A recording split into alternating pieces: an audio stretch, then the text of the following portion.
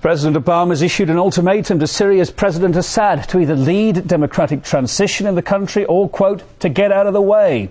His warning came during a keynote speech which has just finished on America's Middle East position, where he also announced financial help for Egypt and Tunisia. RT's Gani Chichikan listened in. She's in Washington. She's with us now. Gani, more pressure on Syria tonight, though. Seems like the US is really ramping up the rhetoric there. Well, Kevin, you're right. President Obama said, quote, we'll get out of the way, end of quote, only when President Assad provides transition of power. Was there a threat implied? Could be. He also once again reprimanded Syria's partnership with Iran. It felt like he was talking from a position of a decision maker when it comes to Syria, hinting that the U.S. could get involved if President Assad doesn't step down. Earlier, the U.S. has added the Syrian leader to their blacklist by imposing sanctions on him personally. Where it's all heading is unclear now.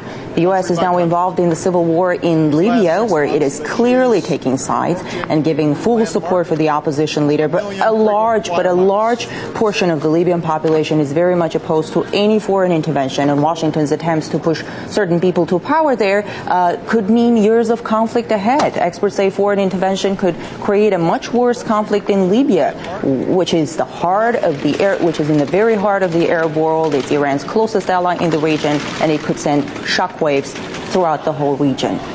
And also in this speech, he may have infuriated some in Israel tonight by supporting a Palestinian state within those 1967 borders that were drawn up. Can you expand on that for us?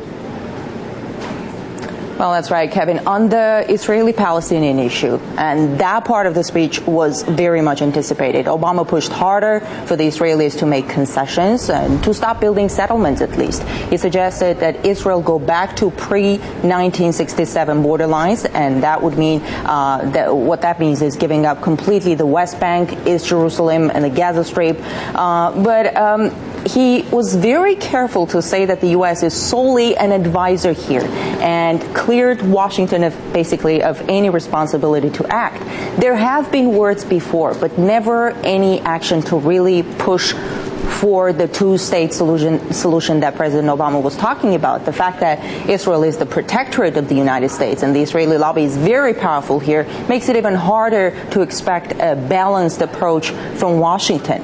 This Sunday, President Obama is going to deliver a speech at the American-Israel Public Affairs Committee, AIPAC, that's the Israeli lobby here in Washington, and he's meeting with the Israeli president this Friday.